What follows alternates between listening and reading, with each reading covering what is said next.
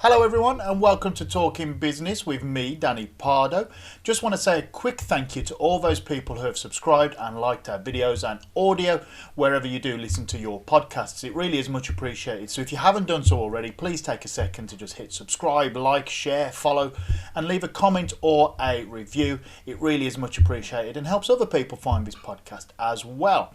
So with today's episode then, we are chatting with Paul Musa, and Paul is going to talk us through as we dive deep into his career in the law industry, and it's an absolutely fascinating insight into the start of his career and also what's coming next for him, as well as his work on the What the Footie podcast, which if you don't know about, you probably need to go check it out.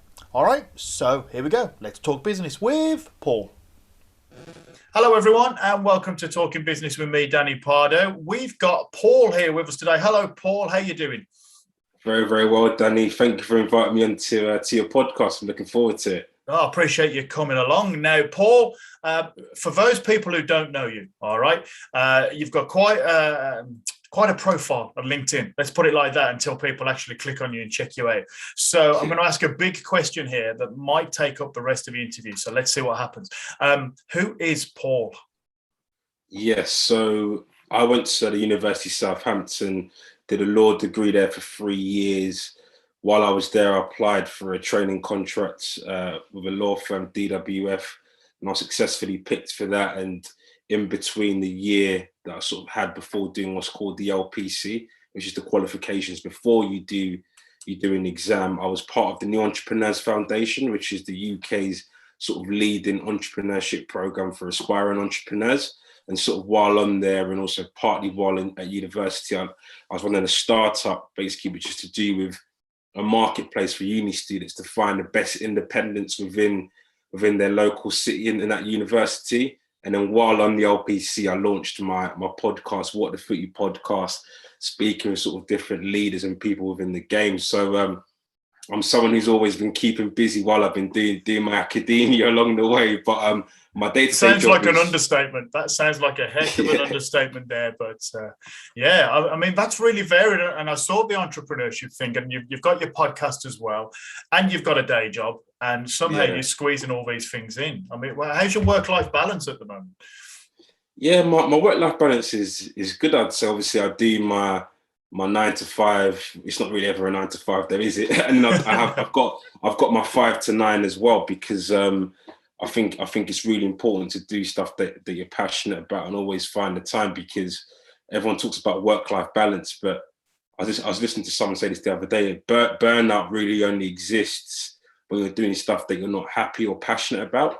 So when you're passionate about football, like I am, and football business and stuff around it, doing that on my Saturdays and doing that in my evenings, it's just fun to me, really. So yeah, it's not work, is it? It's not a grind if you're sitting there talking and chatting with people about things you love and enjoy. Exactly, Danny. I think, Danny, even on that, I think hence the reason now why, like, even this to me is a bit of fun, and hence the reason why I'm not charging you for this. Hey, fantastic. No, I'm joking. This was where I was going to hit record if he says, and I'm lowering my rates. I'm like, there's rates. So, well, let's go back a bit then. So let's go back to when you'll say 16 or so years old, you've done your GCSEs. Was the law route something that you were definitely thinking when you were 16 years old? You were thinking, right, I'm going to college, I'm studying law, I'm going to university, I'm studying law, and then I'm going to be working in law. Was that the thinking when you were 16? Yeah, so law's always something that I've always wanted to sort of do. I think a teacher in my school, she took us on our first ever sort of trip to a law firm back when I was in year 8. So just for me, being an 8-year-old kid, a kid in year 8, 12, 13 from East London, going to a massive law firm in Canary Wharf, just seeing that building and seeing people in suits and ties kind of walk in there as well, and just kind of seeing that, and then obviously doing my A levels and always enjoying subjects like history that really pushed my sort of academic writing, and I was heavily involved in things like debating at school as well, and always quite sort of argumentative and loved putting forward arguments. So law was always something I've always wanted to pursue from quite an early point, really. Yeah, no, here's an interesting question. Were you argumentative or were you good at debating? Because, you know, you can play this pretty carefully, I think. You know, let's say you... Go ahead. I think I'll be a bit humble and I'll say others might say I was maybe good at debating, but depends who was against you, I suppose. They say all he does is yeah, argue, but yeah. Oh, that's great. So the importance of a school trip then, but that's yeah, amazing, isn't it? But you can see these things and kind of get it going there. So you did the university route, is that right? yeah, that's correct. Yeah, I went to university. Yeah. Yeah, good old-fashioned 3-year degree, or did you do placement years or anything like that? Or No, so it's just the normal sort of 3 years at university, and I feel like university was really good. I know a lot of people say that university, like some people say, oh, you can waste time, and I think as you get older, less and less people maybe care about your degree result or whatever. But what I'd say to people is that the best thing that university taught me was the discipline, the accountability, because there's no one there hand holding you and telling you you have to go to the library. You have to put in those hours. You have to put in the hard yards to get the result that you deserve and that you've kind of worked hard towards. And I think even looking at myself, I definitely learned a lot of that just from my previous experiences with my GCSEs and my A levels in terms of work ethic. And I think going to university it's a real, the transition from university to obviously work in life is quite seamless because you're really accountable to yourself, really. yeah, and it sounds like it's the first time you get those life lessons that, Yeah, I've got to go and find things out myself. I've got to push myself.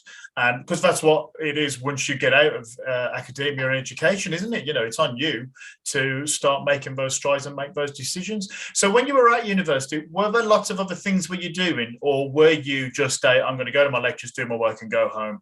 Or were there lots of other, I don't know if it's clubs or societies or whatever they're called in yeah. different universities nowadays? Were you very active as well as the timetable that you had to do? Yeah, so like with university, I think it's a funny one. Like freshers fair, obviously typical. You turn up, you sign up to everything, from like I don't know, like salsa dancing class to cake baking class or whatever's really out there. But I think how is your salsa dancing and cake baking? Top notch? oh, it's absolutely poor. But but honestly, that first week of university, you're giving everybody your email address to send you stuff. But I think just going back to your question, I think the most important thing is just doing things that you're passionate about, because at the same time when you're applying for jobs, you want to put stuff on there. You want to say that you were president of this society and you did this and you put on this and you did that. But I'd say just go there and enjoy it and get involved in things that you actually care and are passionate about. So for example, a friend of mine set up his own society called Self-Empowerment Society. And I was the vice president in that society as well. So it was good to be involved in a project of a good friend of mine and something that he was also deeply passionate about and that I was passionate about as well. So yeah, I'd say get involved in it. I played football as well and did other things as well, because it's a great tool to socialize with people as well as boost your CV as well. Yeah, and I think there's the presumption that you go to university, you've got to do all that stuff, and the lectures and the assignments and the exams and things. But this other world to university as well, these extra add-ons, I know it gets talked about a lot, but hearing what you're saying, that you were able to get involved with that, meet new people. I'm guessing, are you still using skills that you learned in these societies when you were kind of towards the top of the organizational structure of them, or just enjoying yourself in them? Are you still using skills you learned from those as well as the actual university side? I think it's tough. I feel like the real skill and the real learnings is when I was actually on that entrepreneurship program, because for that program I had to work within a startup, and as you can imagine, working within a startup is literally, if you have an idea, you have to go and run it. You have an office, new people are starting, you have to put together chairs and tables, you have to go to meetings, no one's checking your email addresses, you're going to client pitches and pitching ideas to people worth a lot of money. So that makes you really learn quite fast. Whereas obviously when you're a fresh graduate, being part of a society is obviously good skills to helping you write that on your application forms. But I feel like the real learning really comes from obviously the university discipline itself. I probably say the university discipline more than the actual academic skills and stuff like that, really. But yeah, definitely it's the real world experience, because you can't beat it, especially in a startup. Yeah, that's right. You learn quick, don't you? When you're Yeah, right in there and you're facing people and you're hands on. I mean, how did that come about? So obviously you're doing that as like a very entrepreneurship project and the enterprise project. And enterprise and entrepreneurship is a word that's bandied about a lot today, but you've kind of been there and done it. And even doing your football podcast is enterprising. But yeah, we haven't talked about much about your business background. I mean, have you studied business? We've spoke about law. yeah, I mean, yeah. did you study business, or is this just stuff you've picked up? Does it run in the family? How did you go from being a law student to then setting up your own business? Where's the link up there? Yeah, so I think it just all goes back to what I was saying in terms of like to any young person out there, what I'd always say is, and Gary Vaynerchuk, who's someone who I used to listen to a lot of his podcasts. So he says this whole thing a lot about scratching that itch, and if you have like when you're young, just try everything and try everything that you really want to do and enjoy. And I just had an idea at university that I wanted to pursue this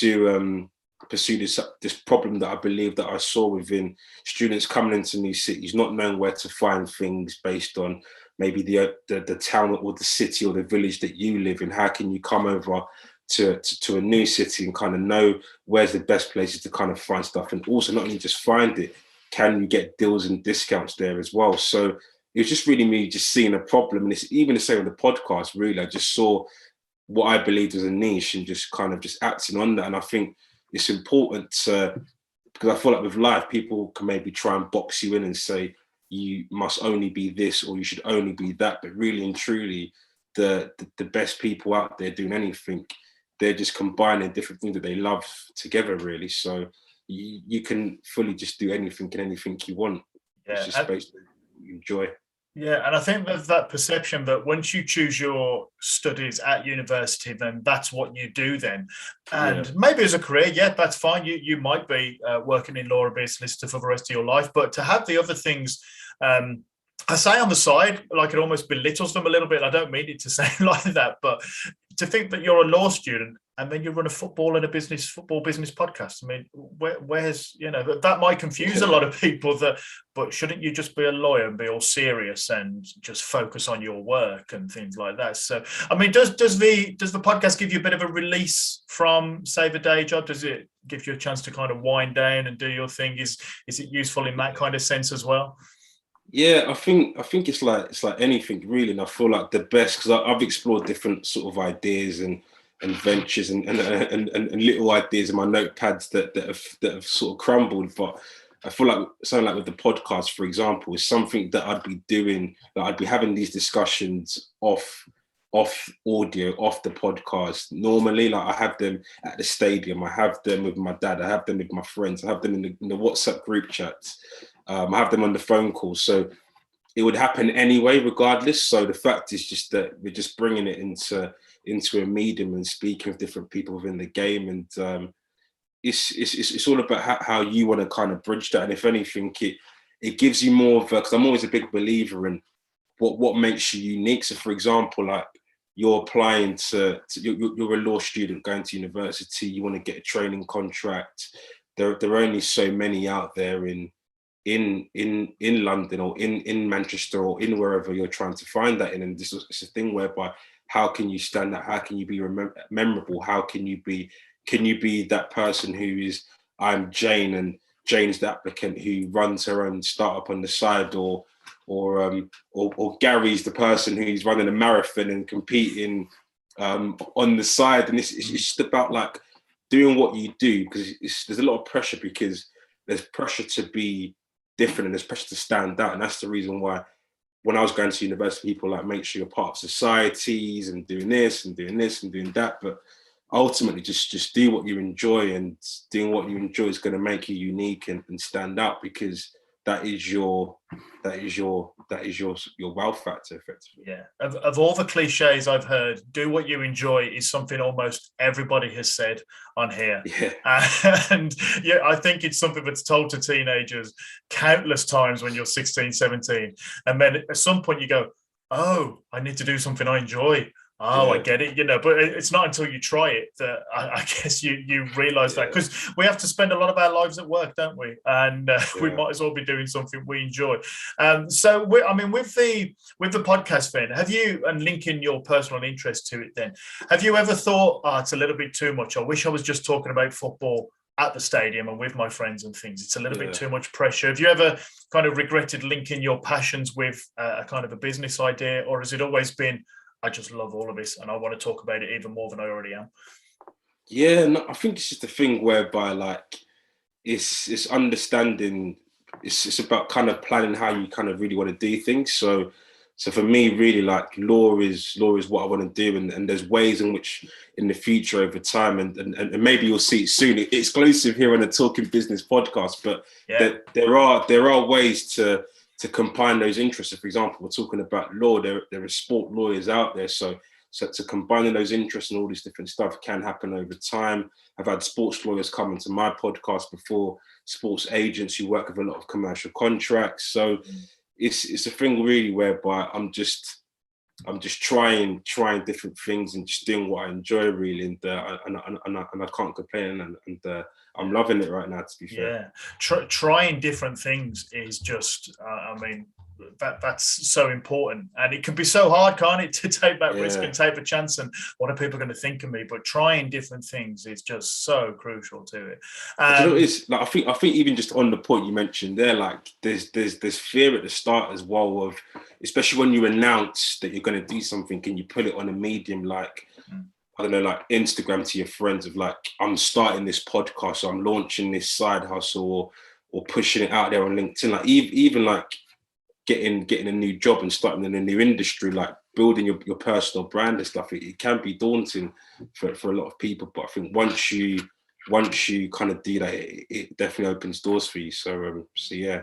Yeah, and you said a phrase there that I've heard a few times. You said personal brand, and as obviously a lot of youngsters kind of live on social media, get a lot of news from social media, make a lot of their connections on social media. We know how it is.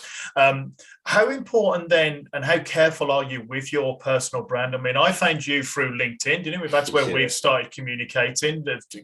From different parts of the country, different ages, everything that's different about us. But LinkedIn kind of brought us together on that network. So how important, then, is your networking and your brand, and how do you do it? Yeah, so I'd say in terms of your personal brand, I think it's important because with like, and I think even just going back to sort of my legal journey, like the reason why you're scrolling down my LinkedIn is because you were looking at things that I did on my journey to becoming a trainee solicitor, because I was going to law fairs, I was going for work experience opportunities, I was putting myself out there, being part of different sort of mentoring schemes and being part of different sort of foundations and organizations, helping aspiring lawyers. So I think a lot of it is just so important to put yourself out there. And even this job that I've got now, like, part of putting myself out there is I look back to the things and the inputs and the things that I did 4 or 5 years ago, and they're probably the reasons why I'm kind of even in this job and doing the things that I'm kind of doing now. So I think it's so important to kind of cultivate that kind of stuff. And even if we're talking about business ideas, if you're not publicly speaking about this or saying, here is my podcast, download it, here's the Talking Business podcast, take a look at it, check it out, nobody's going to know what you're doing. And if no one knows what you're doing, how do you really build it and scale it? So if you're trying to get into a particular industry, I think there's a crazy stat, Danny, where it's like 70% of jobs are either filled internally or they're filled by just somebody referring somebody that they actually know. So it's a thing whereby if you're competing against a stat like that I hope is correct, but it's a number near enough sort of around that.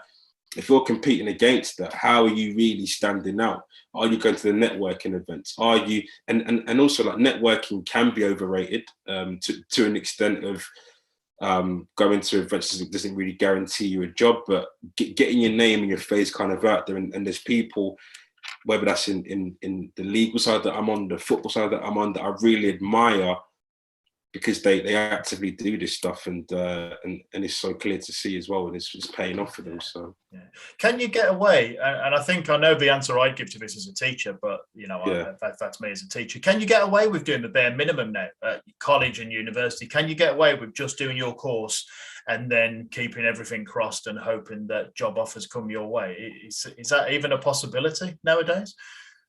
Yeah, I think that's the thing, because I think anything's a possibility, really. I feel like if you believe that you can sort of sit back and do that, I feel like it's like, me personally, I've just always been someone, and I kind of encourage people around me, and whenever I go to universities and speak with students or anything like that, I always say, just push yourself out there, because like, what is the harm in going to the networking events and the posts on LinkedIn and the commenting and resharing stuff, and it doesn't guarantee or buy you a job, but it certainly gives you more of a chance. So and it's free as well. It's free, other than obviously you paying to go from Birmingham to London for an event maybe, but it is more or less free. So so why not just have a go at it and kind of see where it gets you? Like, for example, like, part of the reason why I started the podcast is not only because of my sort of the niche that I saw, or the personal frustrations that I have within the game, but it's because I wanted to grow my own network within football. And just by me doing a podcast, whether it's writing a blog, that's opened doors and interactions with people who I would have never imagined ever sort of sitting down with and speaking to. So it's just about finding ways of just doing things that make you kind of get what you want to get. So if sitting back and doing the bare minimum gets you to where you want to be, who's to tell you that it's wrong or it's not the right way to do it, really? You sound exactly like me in terms of the podcasting, but the doors this has opened up, and the people I've spoke to, and the ideas and things I've thought of because of things I've heard from people like yourself and other guests. It really has opened my eyes, and it does that, doesn't it? Networking does that, the ability to connect with different people in different places and have different mindsets to how you've always thought of doing something. It's really, really crucial. And looking at your background, Ben, and there was lots of it on LinkedIn, I've heard people say that having too much shows that you're not focused, you're not committed, and I didn't get that feel from yours. I mean, I'm not a recruiter. Is that something you've ever been told or anything? But you've done a bit too much, we want somebody who's a bit more, well, they just do law, or is it really been a case of, this is great, keep doing stuff? So I think it all depends on, it's all about how you kind of, and it all goes back to personal brand. It's about how you package yourself. So I'm someone I'm Paul. I'm a commercially savvy lawyer, a trainee solicitor, aspiring solicitor, and the football podcast enables me to show my commercial understanding of different sectors and issues within football.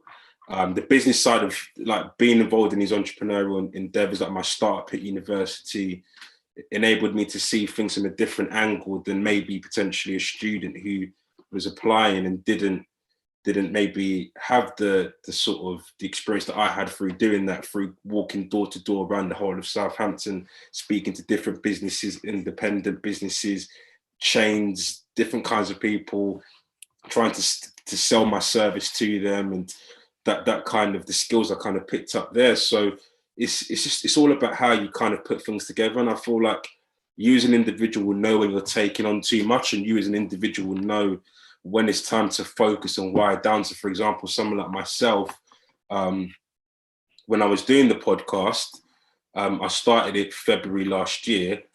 I started it in a point whereby I was doing my LPC, and I did it at a point whereby I didn't have my summer exams yet.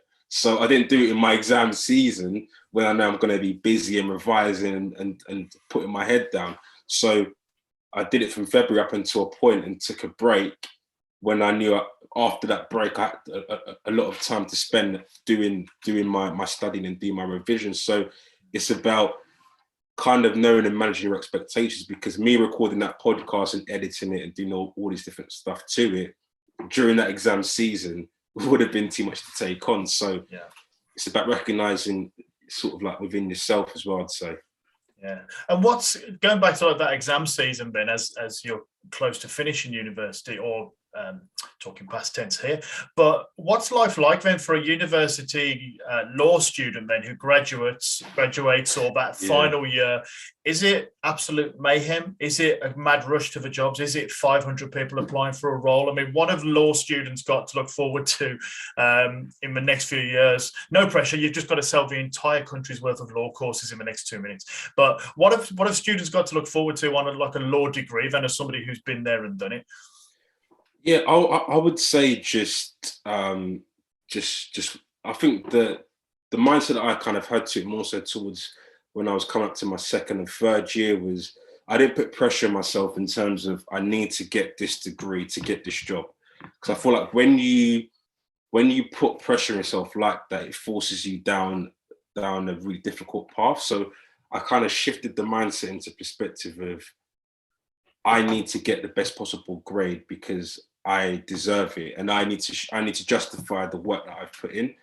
So that for me kind of changed and put less pressure on myself, kind of thing, because there's no denying there is a lot of pressure, because not every law student is going to unfortunately get a training contract, and it's not the end of the world. Like I've got friends who are thriving in other careers and industries, working in banking, working in compliance, some working in startups, working in different industries, and they're enjoying it and they're loving it.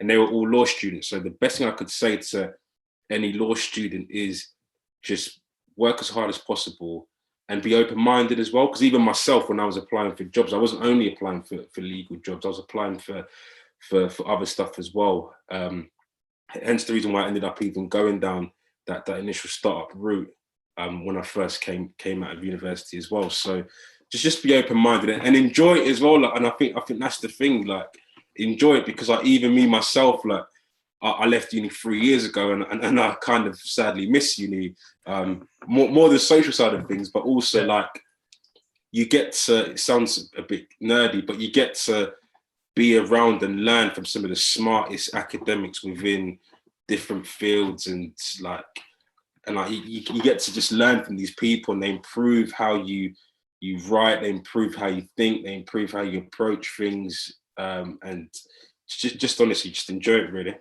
Oh, it's so nice to hear some positive words about education for a change. Yeah. You don't see many in the media. So it's really nice to hear some positive words about university and what it can offer there. You said pressure there as well. And I think we all know that everybody's under different pressures now in this world that we live in, and students in particular. Yeah. With regards to that pressure and looking at all the things that you've done, where does your kind of satisfaction come in? Are you ever satisfied? Do you always feel like that there's a bit of good pressure pushing you along, or are you feeling like there's a bit of, oh my gosh, I can't do this. Why am I doing like 19 things at once? How does pressure and satisfaction tie in for you and like your mental health and how you work? Oh, it's pressure. So I feel like pressure is an interesting one, actually, because pressure can push you and make you kind of, it can effectively build your character. So it's all about how you kind of deal with it. But I think going on to satisfaction, am I ever satisfied? No, not really, because I'm always thinking about the next thing. I feel like most human beings, it's like, okay, we've done this. What's the next thing? How can we? But not even the next thing is in like move on to the next thing. I mean, the next goal, the next challenge, the next part of the journey, the next mountain in the marathon.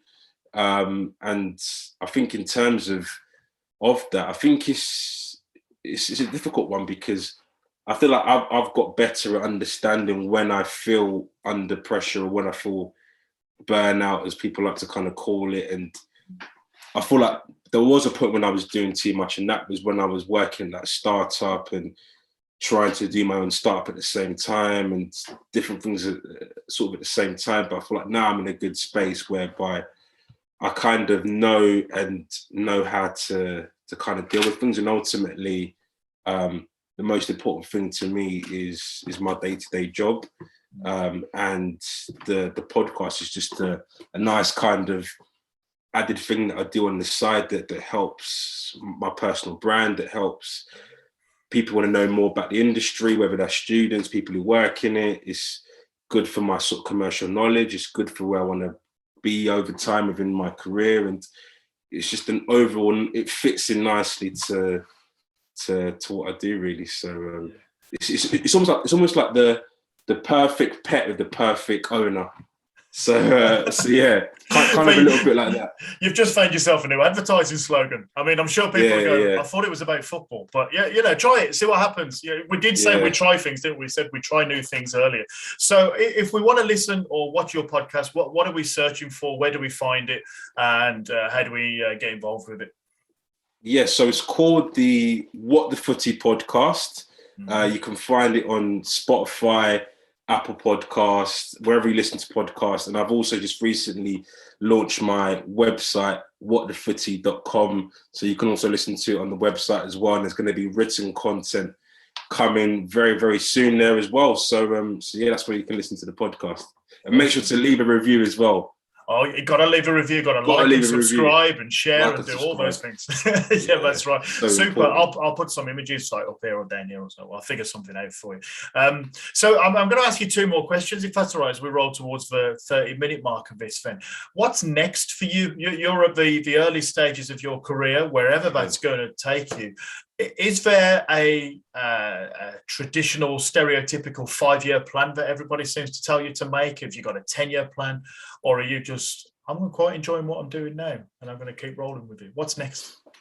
Yeah, do you know what it is? I feel like there isn't anything like a 5-year plan or a 10-year plan or anything. I feel like when you're young, like your milestones are really like finish school, go to sixth form to uni, get a job, and then get a job and kind of see from there. I feel like for me, I'm just working towards being the best possible trainee solicitor that I can be, and sort of navigating through that, and just really just enjoying my day to day. Like I'm really enjoying my job that I'm doing now, and enjoying things in my podcast that I do on the side as well. So really, it's just about getting 1% better every day, really, and just like improving by those small incremental sort of margins, really. So just doing better, getting better, healthy body, healthy mind.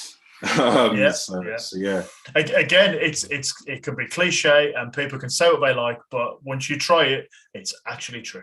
So So now we know kind of where you've been and what's next. So I wanted to give you one last question, but I haven't prepped you for, because it's the kind of guy I am. I'm going to ask you this last question here. So if we could go back to when you're, say, 17, 18-year-old Paul, and you could give yourself a bit of advice that you wish you'd taken on, maybe as a mantra or like your little motto or slogan, what would that advice for 17, 18-year-old Paul be? Have I got you? I've finally got you. Do you know what it is? I've got a question like that on my podcast as well that makes everyone kind of sit up and go, it's your turn. Now the tables have turned. I'd say what I'd say to myself is trust the process.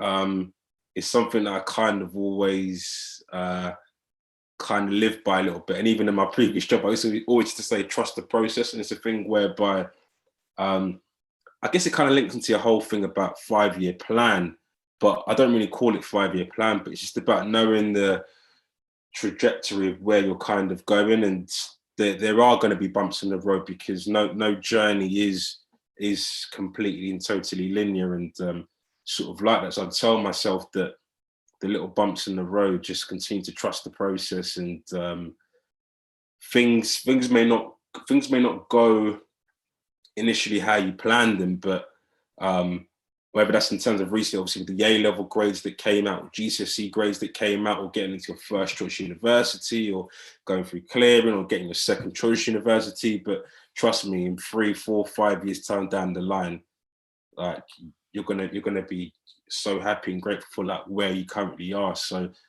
I would tell myself to trust the process, and I'll tell every young person out there listening, or anybody listening there, to continue to just do that, really, and just enjoy the journey, really, because there's someone who says a really sort of good line that I like. It's the whole idea of when you get the prize that you were chasing for, you don't really, when you look back, you don't really enjoy it in that moment. Like you typically hear football teams or successful football teams or high performance teams talk about the whole idea of when they win a trophy, they don't really get to enjoy it because you move on to the next thing, and the next thing is like you finish GCSE, the next thing is your A levels, university, a job. It's improving that job and getting better and getting more senior. So you never really enjoy the degree results, the promotions, or whatever it is. So just enjoy the day, enjoy the day to day, and enjoy the process. That's what I'd say. Awesome. Thank you so much for that honesty. You know, the journey that you've been on as well, you know, the people you've seen and spoke to and what you do, you know, when you share words like that, it really has a big impact. So thank you so much, Paul. What I'll do is I'll say a cheerio on here in a moment. Stay on the line for a second. We'll have a quick chat afterwards. But for now, thank you so much for your optimism, your honest words, and your insights and your advice. Really appreciate it. And thank you very much for talking business, and catch you later. No, thank you very much, Danny. Thank you, Paul, for your insight and your advice, and the really interesting aspect of how you've looked up to role models and now you are one yourself. That circular journey really is interesting. So nice one, Paul. Keep up that great work, and nice one on What's the Footie podcast. And to everybody else, thank you so much for listening and watching. You can say hello and share and like and rate, review, and all those good things. We really do appreciate it. And until next time on Talking Business with Danny Pardo, I'll just say thank you and cheerio.